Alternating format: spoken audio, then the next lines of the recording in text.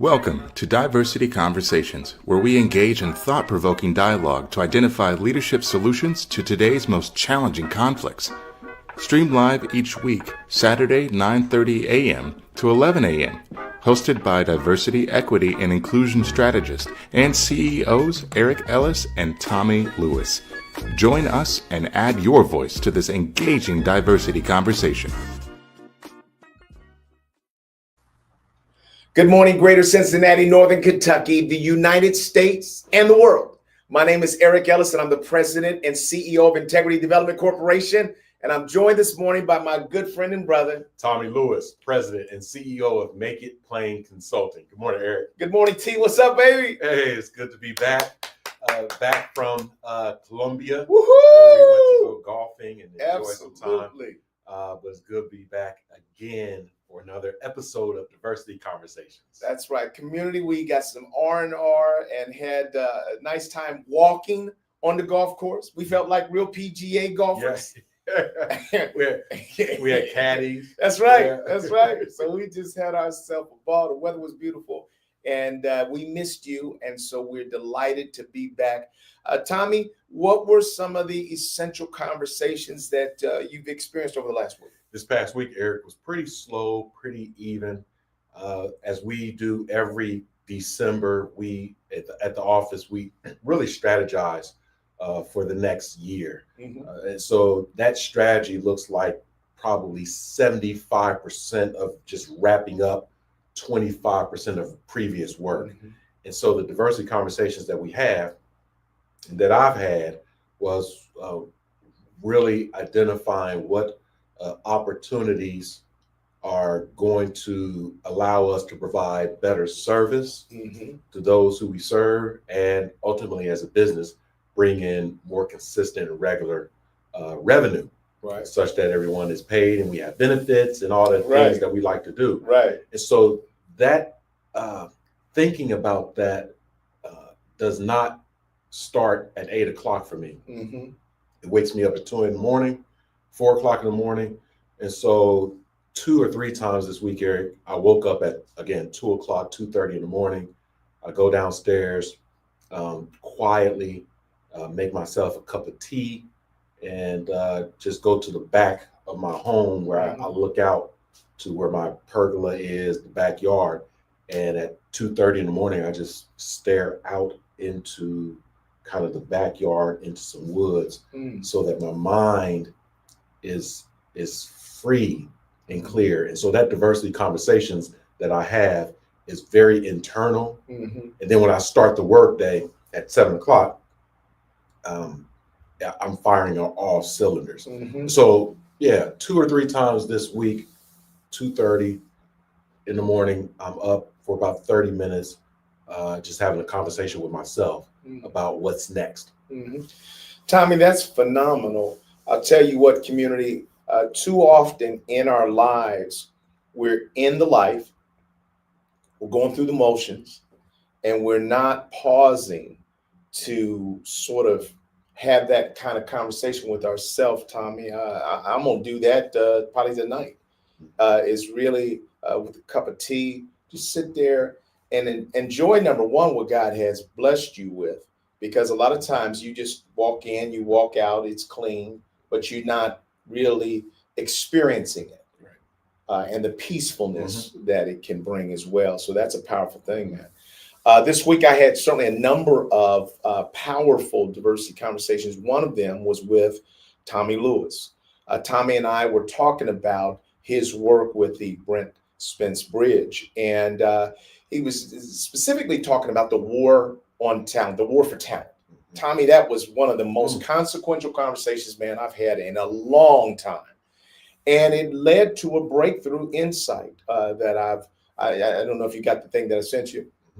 Sent Tommie a one-page description, but I really did all kind of research around sort of marginalized individuals, people in underserved communities, and really looking at, is there a formula that we can design that would help us to get sight in on talent that doesn't surface based upon GPA or test scores or any of the standard ways in which we measure talent.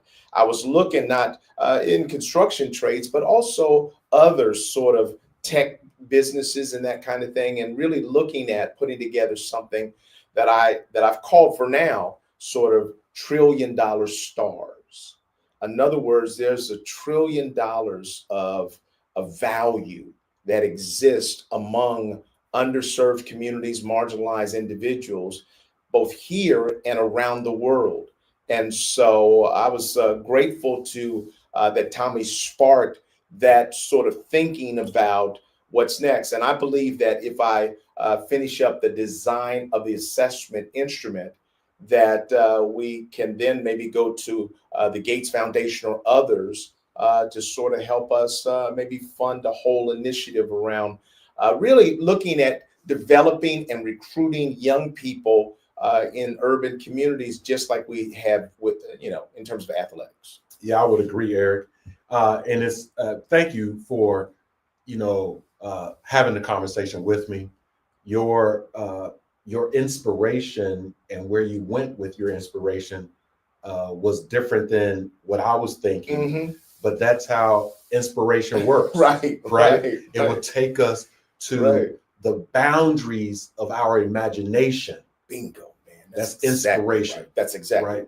And so I think that there are a lot of answers that we have in us that simply need to be encouraged, inspired, and supported. Right. That's when right. it happens. That's right. That's right. That is the big idea, right? Unbelievable. So and I appreciate that. And you talked about that, and just now it reminded me of a documentary that I saw a couple of days ago.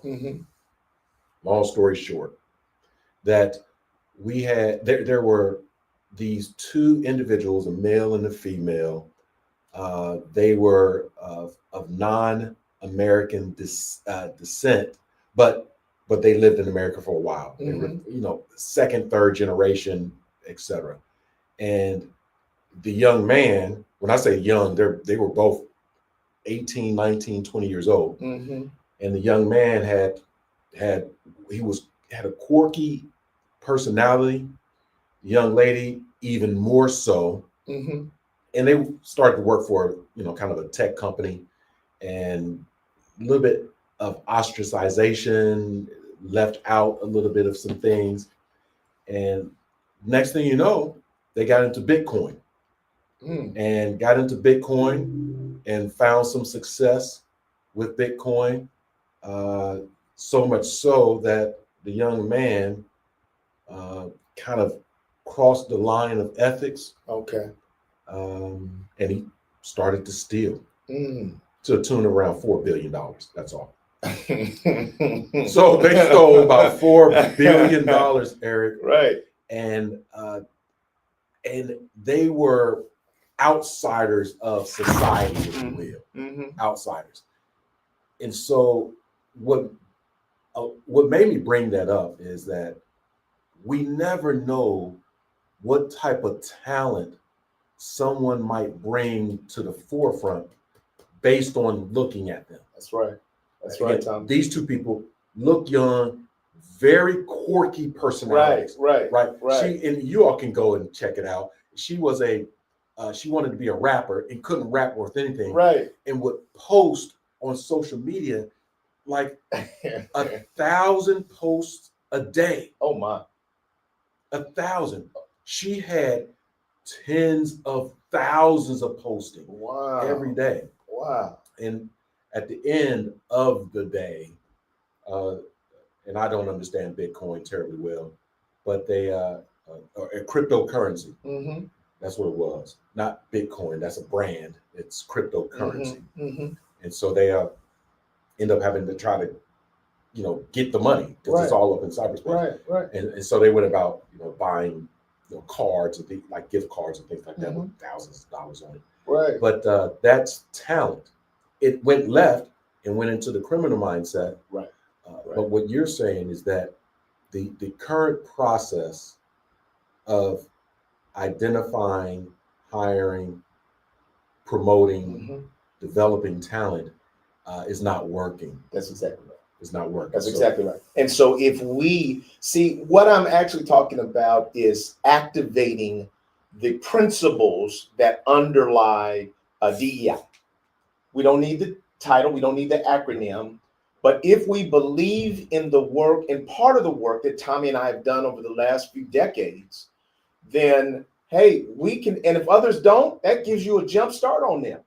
You get a chance to go in and say, guess what? There are innumerable amount of people in underserved communities that nobody actually knows how to target that talent. And really, if you develop an assessment that allows you to get eyes on it, where you're not just using an assessment, but you're using educators, other community leaders to identify that talent, and then cultivate that talent, convince that talent, recruit that talent, and create a sort of a brand, if you will, $1 trillion stars. So you put some swag on this whole, I thought about inroads, but I thought about inroads for the kids that couldn't get in inroads, that were hugely talented. What if we really recruited them and didn't have to throw them into the marketplace right away? A part of what you all need is people that you can get access to fairly quickly. But what if we were to just say, okay, here's a quick turnaround type talent, but here's this other talent that we're going to work with for 8 to 12 months or a year and a half. There are some corporations that hire people that they know are going to be a part of their leadership. They send them to other countries that they're going to work in, and they let them just be there for a year, Tommie. They're paying them to do nothing but learn. And that's what I'm thinking, that if we can do the same kind of developmental thing in this war for talent, we are building a talent, a sort of, machine in many ways that's cultivating, developing talent, not simply for corporate America, but also for entrepreneurship. And so all of that got sparked out of a conversation with Tommie, talking about some realities that you're seeing on the field. Yeah, Eric, and this is exactly what diversity conversations is. And so I want to put a plug in the atmosphere once again. This is coming from me. I haven't had this conversation with Eric. So diversity conversations to me means different and robust. That's right. Thought-provoking conversations. I reach out to my professional network, and some of them I know, some of them I do not know, is through LinkedIn or other platforms. And I invite these individuals to be our guests. And these individuals come from different backgrounds, they have different careers, different experiences, and that difference is what I'm interested in. What I've found is that there are a number of people who are misinformed about what diversity, equity, and inclusion is. And so I have some people respond to me and say, I'm not a DEI expert, where I never say DEI. I never say diversity, equity, and inclusion. I do say the title of our podcast, Diversity Conversations. And they say, well, I don't know if I'm the right guest. So you're absolutely the guest that we're looking for. Because we're looking for this person who's an HR professional, or who's a financial expert, who's a national security expert, et cetera, et cetera. We're looking for these folks. And now in that dialogue, this is all virtual and in writing. Then there's crickets. What I know, Eric, is that when there's crickets, when there's silence, it's more so that the person really doesn't want to be on the show and doesn't know how to say no. Other than saying, I don't think I'm the right person. So in my heart, I'm saying, you are the right person because you're different. In my mind, you may be right. That's right. Because your hesitancy is showing me that. You weren't able to expand your aperture to understand this broader definition that I was serving. Absolutely. Take a listen, and I send links to the show. Take a listen to our shows. We've had marriage counselors. We've had married couples. Diversity conversations is any dialogue between two or more people, or it can be a dialogue with yourself. Absolutely. If it's the same exact conversation with you every day of your life, it is not diverse. Right. But who lives in that world? I'm not seeing it.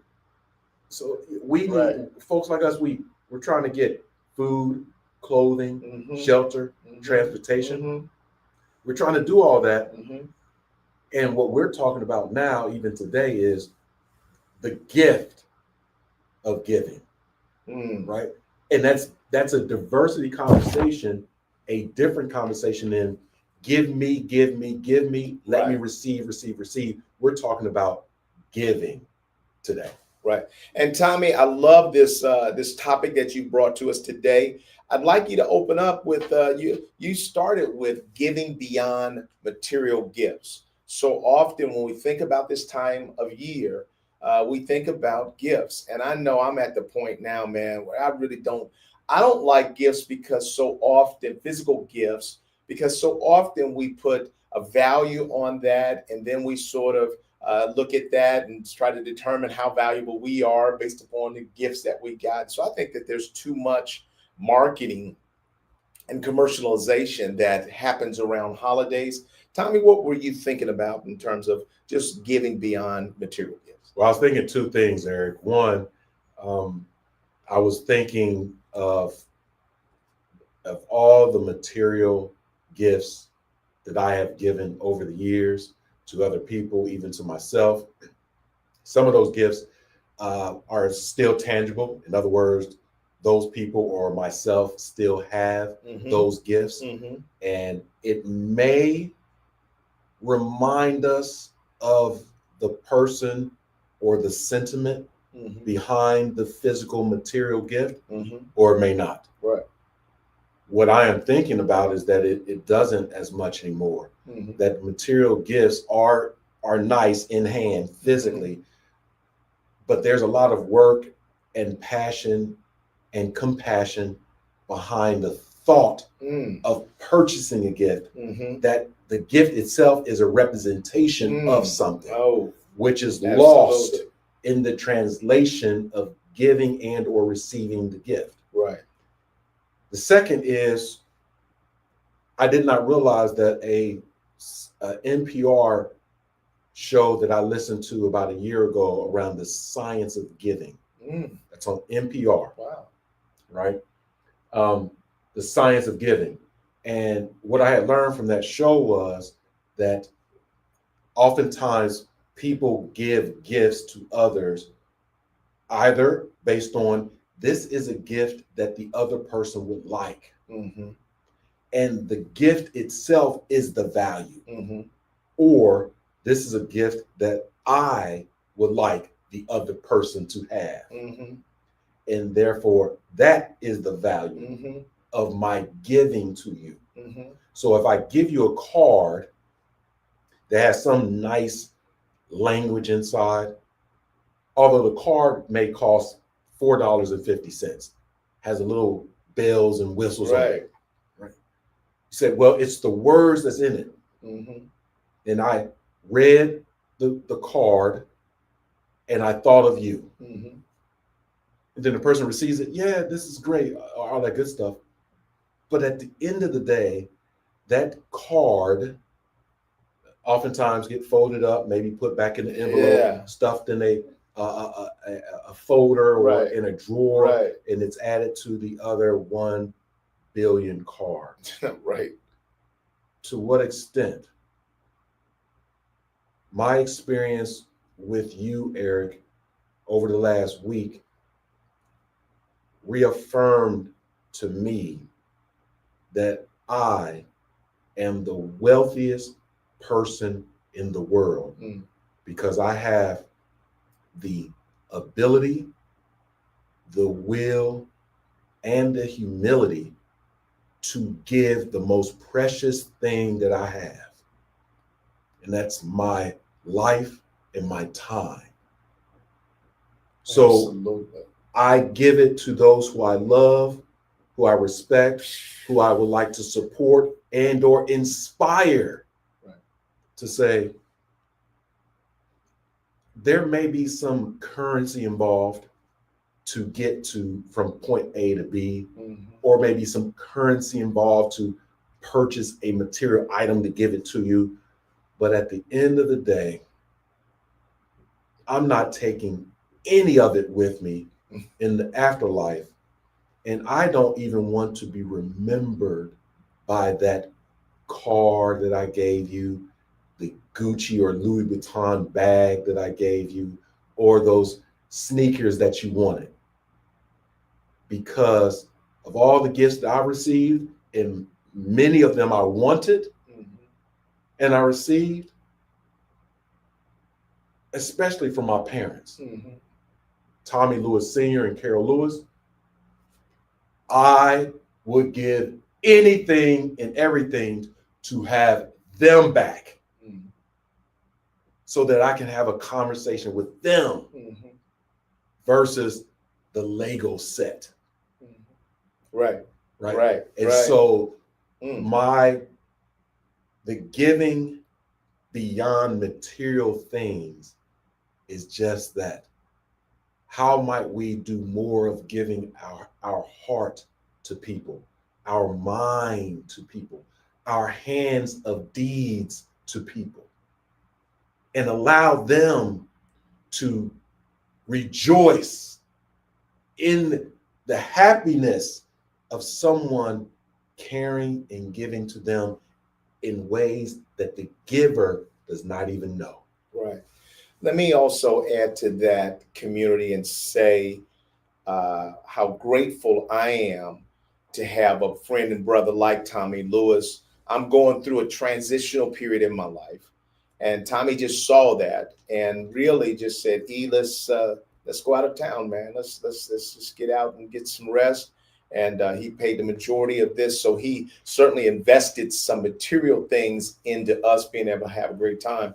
But more than that, with how busy the end of the year is, he decided to put that on pause, to just snatch me up and take me in high style out of the country. And we just had a ball together, eating together, experiencing the culture together, laughing together, just having a great time. And I'm grateful for that. It will be one of the things that takes me to the rest of my life. I'll always have that memory of Tommie Lewis and I driving around in Ubers or cabs that might try to take us anywhere. Oh, I forgot to tell you, I got a term for Tommie Lewis now. Jason Bourne. That's who he is. That's who he is. His instincts. I mean, he was like, no, we made 3 turns up. We're going up the wrong hill. I mean, it was hilarious. Some of the survival instincts that Jason Bourne was applying on this global trip. And I literally just followed him around. He used to eat. He'd get in high gear and be walking fast. I'm with you, Tommie. Go get him, man. It was a beautiful thing to experience. And I don't think he really realized that he was like, I saw him like Bond, James Bond. And then we went to Jason Bourne from there. Because his instincts, his natural instincts, and his ability to be talking to you but watching the world is a powerful thing. And there's nothing better than being loved by Tommie Lewis, because he cares deeply and he feels very responsible for not only his safety, but your safety as well. Yeah, thank you, E. I love you. Yeah, I love you too, man. Yeah. That was a blessing. It's a blessing in my life, and I'm just grateful to have him as my brother and friend. Yeah, so in the States, last week we celebrated Thanksgiving. For those who do celebrate it, we do have a lot of people, a lot of nations who do not celebrate Thanksgiving because it is not a kind time in their history. We know that history. Right. We don't need to revisit it. Right. And if you don't know the history, then that's a question for your educational system that has decided to remove, delete, and or ban certain historical facts. So that's another episode of how history can be attempted to erase, but there's also what we call the collective memory of the griots and the people who are the descendants of certain times, places, and spaces. So as we move into this new season, which we in the States call Christmas, it is actually a time to celebrate the death and the life of Jesus Christ. And it's not just Christ. Here in the States, yes, it's Christmas, more Christ. So understand that. Right. So Absolutely. mas is more in Espanol, and Christmas is more Christ. Right. We have to understand the science of that. And so now we're giving. And so what do we give? We give the gifts, we give the material. There's a whole engine or system behind commercializing what this is. And I may be getting off of that train shortly, Eric. Because it just feels inauthentic. Yeah. It feels inauthentic. And so the second point that Tommie has brought to us today is grace as forgiveness and release. So as you think about grace, sort of forgiving and releasing, I can tell you that in my life, that is one of the things that I'm focused on right now, as much as anything, is really trying to forgive people and not hold people for mistakes that they've made. I've told the story before of my older brother who's passed on. He borrowed $10,000 off of me one time and said, "I'm gonna get it back to you in a couple days." You can already see the rest of the story, just fill in the blank. A couple days went past, a couple weeks went past, didn't hear from him. And then literally, and I needed that money. And literally, we just stopped talking for 2 years. Yeah. And then God compelled me. I felt like God said to me, "Eric, you got to call your brother up and apologize to him." I was like, "What? Apologize to him for what, God? He's the one that borrowed $10,000 off of me and never gave it back." And I did that. And Tommie, it was the most powerful thing. One of the most powerful things I've ever done is just called him up and I apologized to him. And then he said immediately, "You don't owe me an apology at all." He says, "Eric, I was wrong." He said, "I thought I could get it back." He says, and then things went sideways. And then I got embarrassed, and ashamed that I couldn't get it back. And so I said, "Hey, man, I don't have a problem writing that off." And our relationship became the closest of any of my siblings. I mean, we would talk 3 or 4 times a day, Tommie.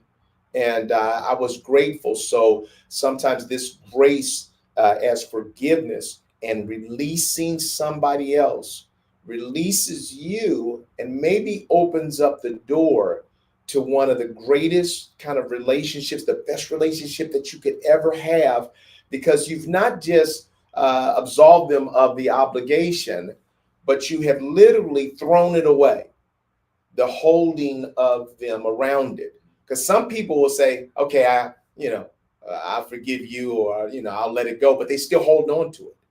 I asked for forgiveness, and then I certainly wrote off the debt and thought about it no more.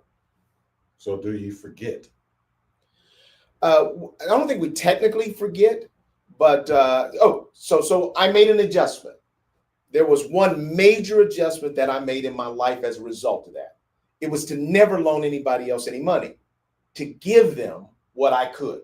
And so I don't have a problem with giving money, but I will not loan people money. I don't care what the number is. If it's 1,000, 2,000, whatever I can give you, I'll give people money. That was the one adjustment that I made. Eric, as I was listening, I got a little bit happy in myself, selfishly, that I have most recently, last few years, have learned to really apply certain life lessons, such as this, in real time. In other words, like you, I have stories of the past. Absolutely. 5 years ago, 10, 15, Right. 30. And I can always double click on those stories and share them. Right. Right. If the person is still with us, Right. or if it's not, Right. if I've moved on from that situation from Right. 10, 15, 30 Right. years ago, Right.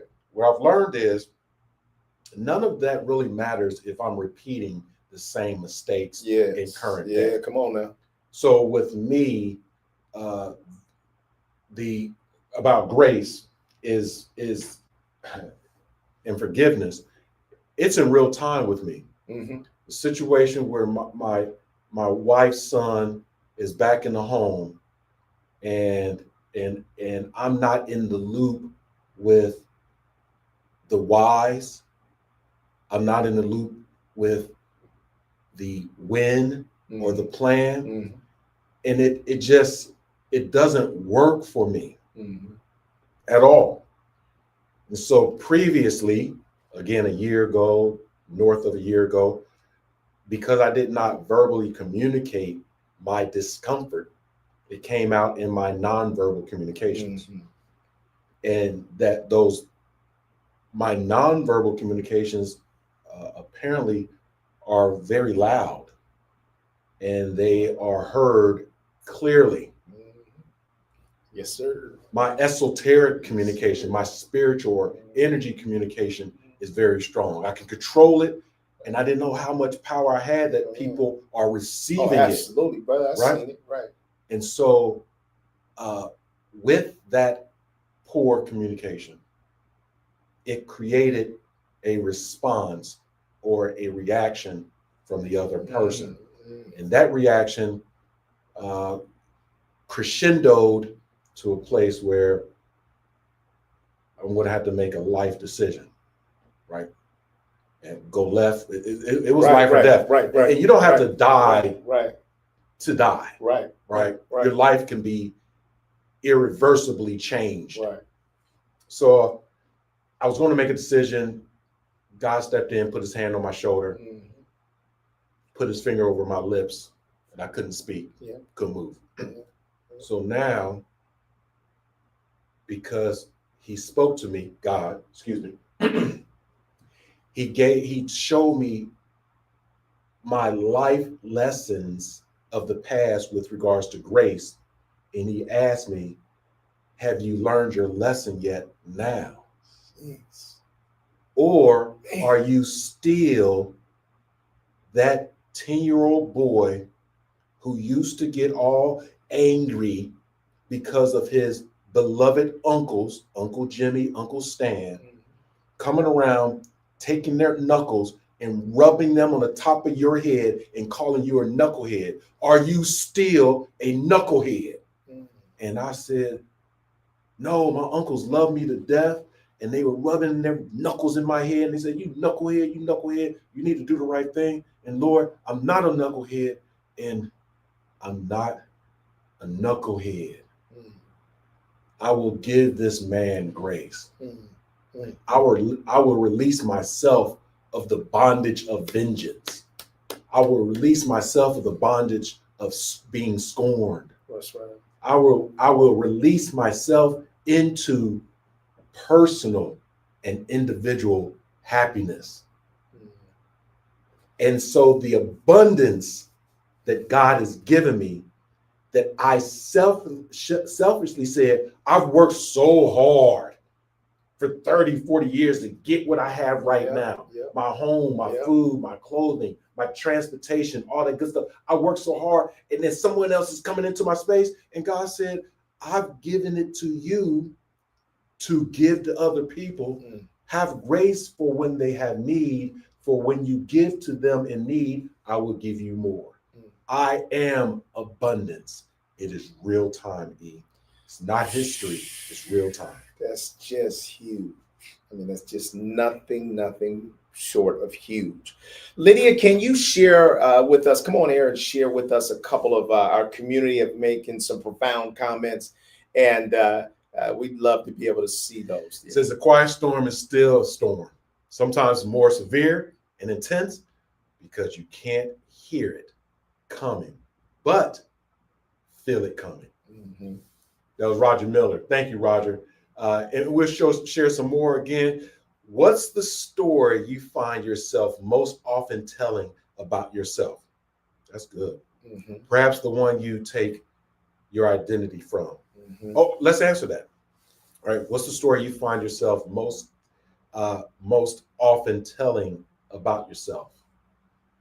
That's good. And so I'll tell you, I've had a chance to look at that one. So it's one thing to say that you walk with integrity, that you make decisions based upon what's right.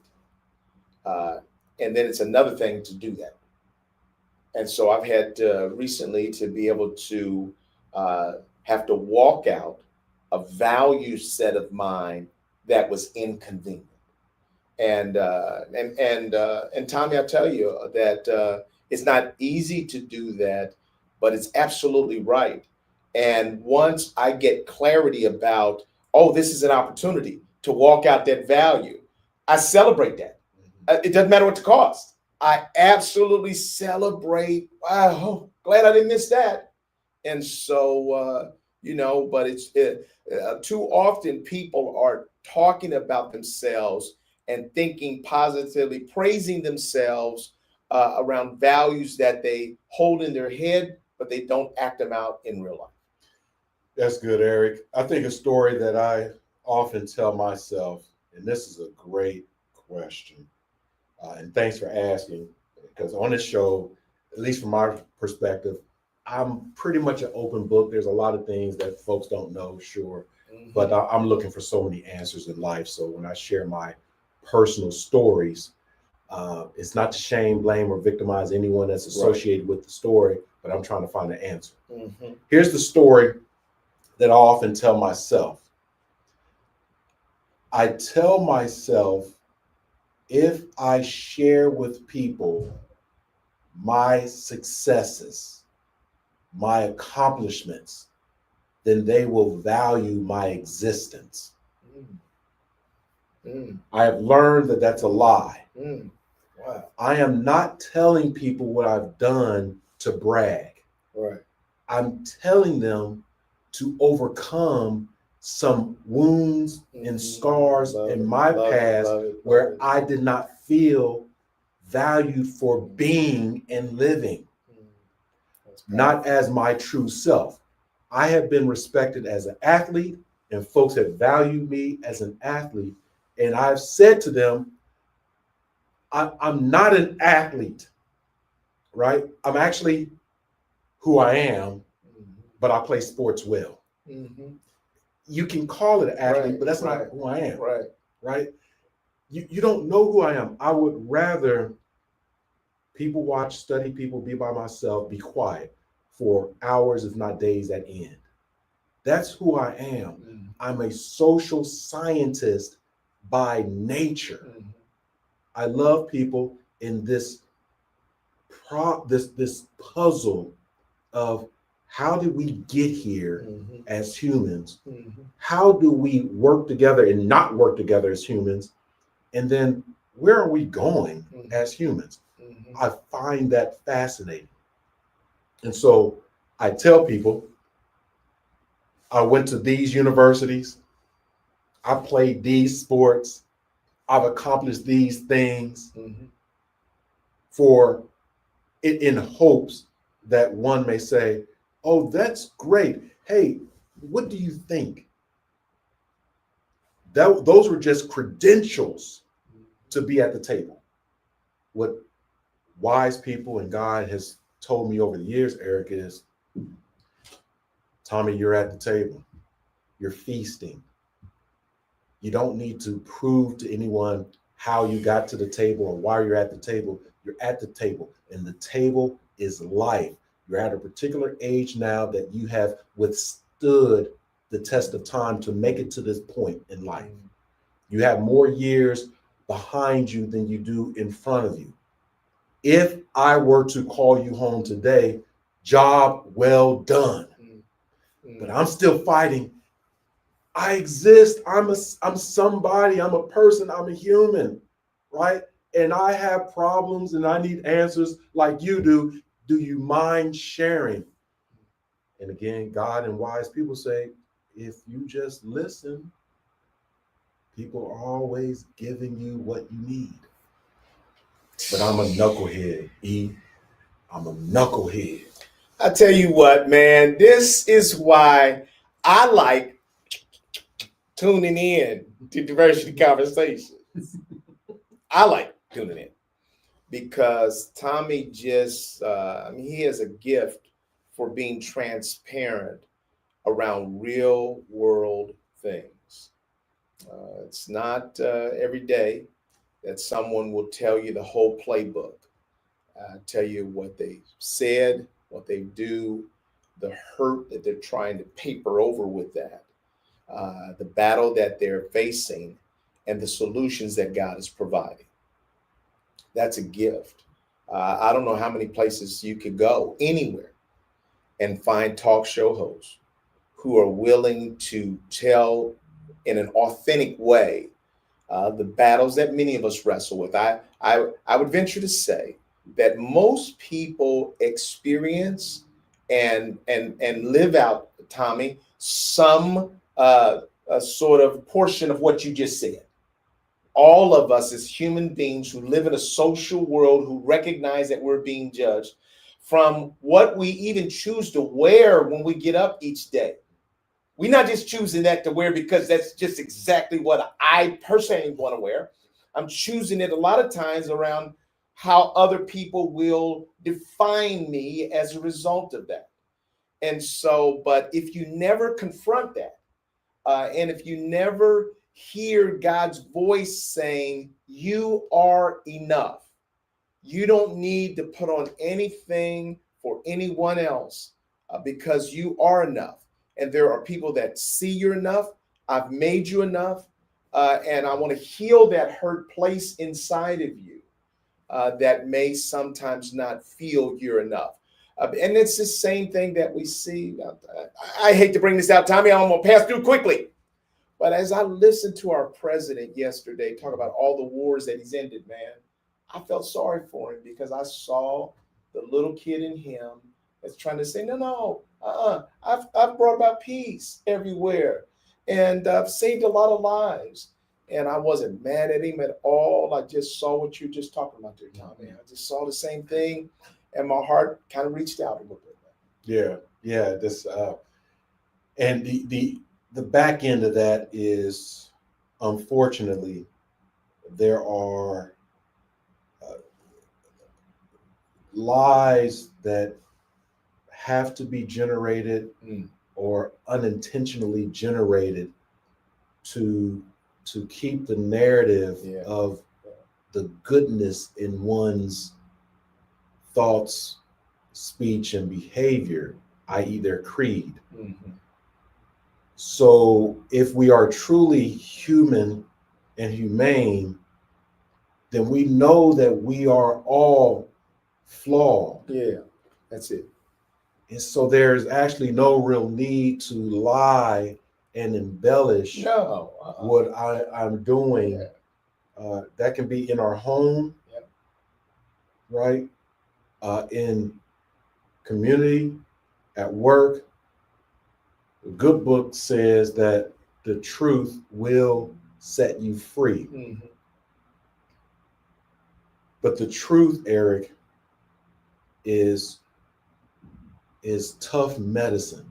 Mm-hmm. For you have to have true reflection and introspection of yourself, and that everything that we get into, everything that happens, everything, part of it is us.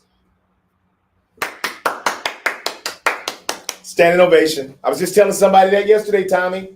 I said, what portion of this problem have you contributed to? Yep.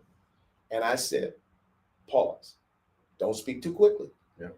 Yep. Because if every time you analyze a conflict with someone else, it's 100% them, then you probably haven't thought it through fully. And I would say to you, you don't have to do that with me. You're under no obligation to tell me the whole thing. But I'm just saying, don't deceive yourself. And so I just said that in the last day.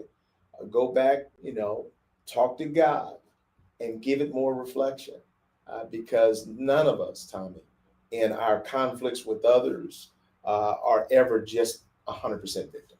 Yeah. We'll pull up a few more comments from a community. And we're all blessed every week to be engaged with two men. Thank you. That will share knowledge, wisdom, and truth of understanding. Right. Here's a little background. I want to share what's happening here, Eric, to our community. Right. Here's a little background of what's happening.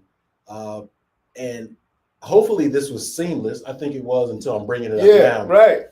But in our studio, behind the scene, we have lights, we have camera. It's always action. Right. We have a monitor. We have our computer that's connected. Make sure that we're connected to the Wi-Fi.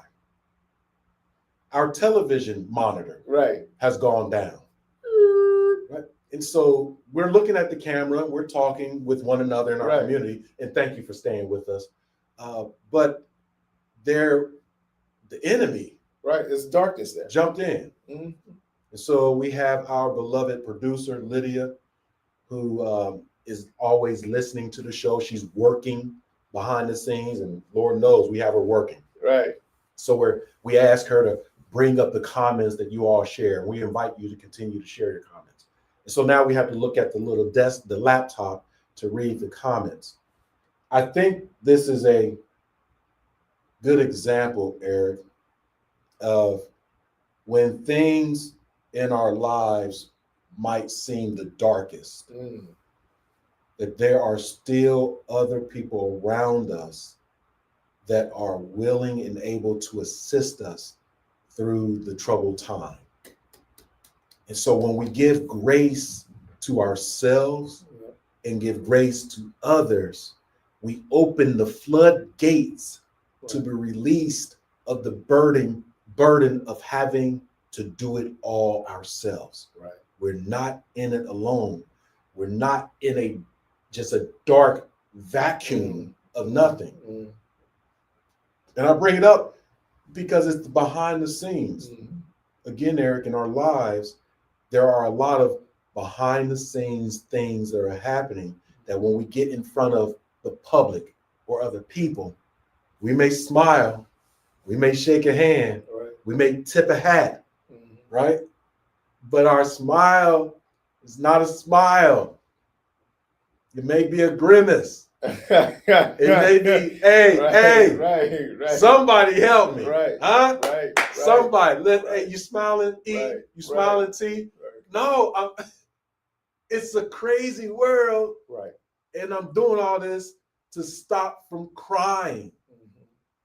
The good news is that we have grace for all the things that we might have done bad, if you want to call it that. Mistakes, missteps, that our Most High says, I know all, and I give you grace. The only thing you have to do is come to me and say, I'm sorry. And the Most High says, are you? I am. Well, I know you are because I know your mind. I know what you think before you even said it to me. That's how silly we are. That's right. God doesn't know what I mean or say until I say it. He's ahead of that. Right. When you're around people that really know you, you don't always have to say something. You don't always have to say with certain people, I'm sorry. Your actions will say, my bad. And that's what's happening in my home right now. That's why I'm able to give grace. Bro, I'm glad to hear that. You're not saying I'm sorry, because I was wanting and asking you to say it out of your mouth. Because lives were going to change, plural. Multiple, it's not just me and him. It's multiple people. Wifey, I hear you. And the love language that I'm giving you to show grace, to show apology, to show release of any ill will, ill feeling is come on back in. Mm-hmm. I'll take a trip out of country so you can be with your family who have felt some type of way about being around me for when they disrespected me in my home and I had to accept it. You know what? You all can have the home. It's material. E, give it up. Man. It's material. Right. Let it go. Release it. Right. In abundance Right. will come. Right. You teaching this morning, prophet. Folks ain't ready. You teaching this morning, prophet, because you are not just in what you're saying here, in the harder part, what you're doing. That's the harder part, man. And I'm one that's 100 in for Tommy, but I've watched him pivot to follow God's direction, not the direction of his flesh, not the direction of the natural man inside of us that's a warrior, but the direction that God has set forth. And when you said that a few weeks ago, I honored that immediately. But now you're starting to see fruit and community. He is willing to accept an apology that comes in a different way. And that's huge, man. There's so many people that are stuck on their worldview and unwilling to accept something that has come in a different package. Receiving with humility. The last point that we have is this is a season of reset where we can really look at all the things that are happening in our lives and begin to think, what are some of the things that I need to reset the way that I interact with others in a way that might be a new and refreshing blessing. I'm excited about that. I got up today as I was on my way here. I was coming here with a great deal of excitement. I mean, as soon as I walked in the door, I was like, Tommy, I'm excited, and I'm excited because God brings joy. And joy precedes anything that needs to even happen for you to say, I'm feeling joyful because. Nope, I actually just feel joyful. I saw Tommy, I felt joyful that we would have time to spend with you all. The future I see as one that's worthy of being joyful around. In the midst of storms that are happening in my life, God has sparked. Remember that little girl on Dr. Seuss, the Grinch? Yeah. I think it was the Grinch's heart that just started getting bigger. Yeah. And that's what we can feel and experience through our faith and through the bountiful blessings of strong relationships. Yeah. That those things can give us a gift that no material thing can provide. And that's the gift of joy. And so wherever relationships are in disarray, in confusion, where there might be malice, where you might even feel justified in being angry at somebody, I'm saying to you right now to release that and to create more room inside of your heart for love, because the love that I'm blown away by what Tommy is saying here. You all don't know enough of the story to understand how big this is, what he's saying, but that's the God that I know. The God that transforms secular things and worldly ways of looking at things. And God takes us up to a higher plane that doesn't make either of us guys that are perfect. When we say to you some of the things that we're doing that take a lot of courage and love to do, that ain't just naturally in us, is it, Tommy? Nope. That is something that only God can introduce. And as God introduces it and gives you the ability to receive it, then that can be an example, a model for others. Yeah, again, I just share a little bit more of that story. Hopefully it encourages and or inspires other people, but this is not why I'm saying it. I'm saying it because it's my truth and I need to learn the lesson from the experience. Mm. So when I went through that experience that we're talking about in my household, the following week, maybe even the next day. I don't remember because it's a bit of a blur. I go into my office very early in the morning, again, another 2:30, 3 o'clock in the morning experiment. And I take my Bible, which is at the threshold of my home. Every time I leave my home through my garage, I ask God to protect me in this world. And he does. And when I come back into my home, when I do make it back into my home, I thank him for allowing me to make it back home. And so I went to the office and took the Bible. And I don't always just read Bible for scripture. I don't even know a lot of scripture. I just take it as my weapon. Right. That's right. Right. That's exactly right. Weapon. That's a good thing to do. My weapon against, just certain evil principalities. And while I'm at the office alone, 3 o'clock in the morning, I am succumbed to the Holy Spirit. And we have believers in our community. We have non-believers in our community. No problem. This is diversity conversation, so Right. all are welcome. Right. But in my life, as you all know, in Eric's life, we believe in the Most High, in God. Holy Spirit takes a hold of me. He's taken hold of me before. I know what it feels like. It is immobilizing to me.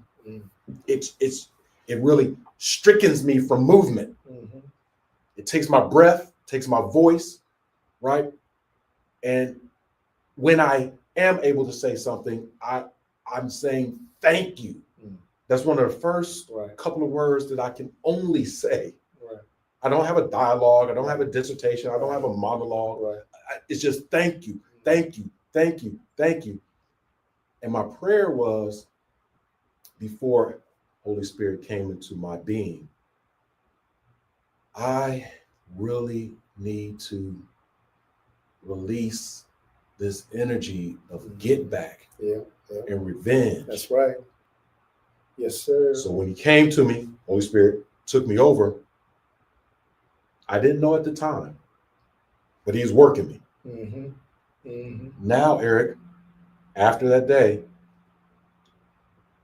I will tell you, as God is my witness, that I feel differently. Yeah. I may see this young man, or I may see his car. My mind says, Tommy, you need to feel some type of way. Right. My mind does. Flesh. Flesh, thank you. Right. Instantaneous. Right. It's like, you're good. You have abundance. Right. Right? And then the voice comes to me and say, you remember when your business had one client, you're about to shutter? You remember that? Right. You remember when you were taking out loans to make your payroll, to pay you, which you would then pay your bills? You remember that? Yeah. Yes, I remember that. Well, you got 15 clients now. And you're looking at strategizing to deepen relationships with clients next year or get more revenue next year. You have abundance from the one. It says, are you still on that get back? And he used, my God uses some colorful language with me. Right. Come on now. Because I'm a knucklehead. Right. There's only certain ways you can get to me. Right. Right. Right. And so when he knows me, he said, yeah. Right. He calls me on my stuff. Right. And I promise you, to this day, right now, as far as this point, let me remind myself of the point, the season of reset for compassion.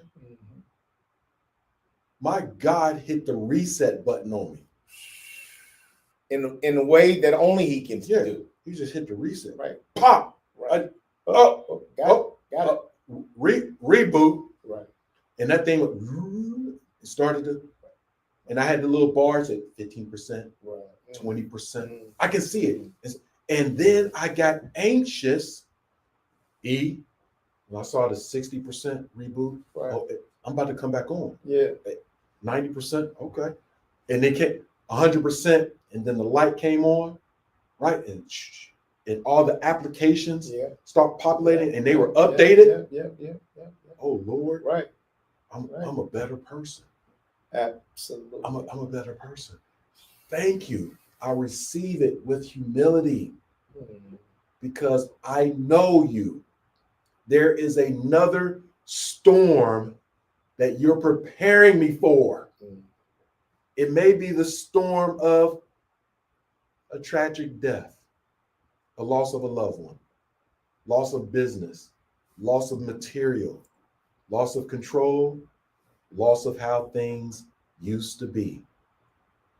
But he's given me the tool today in my DNA to be able to stand and say, is that all you got, world? I receive it with humility. You got the right one with me. I am my Father's son in heaven and on earth. And love is the weapon that we use against all evil across the world. Community, I'm glad you were here today. I'm glad I was here today.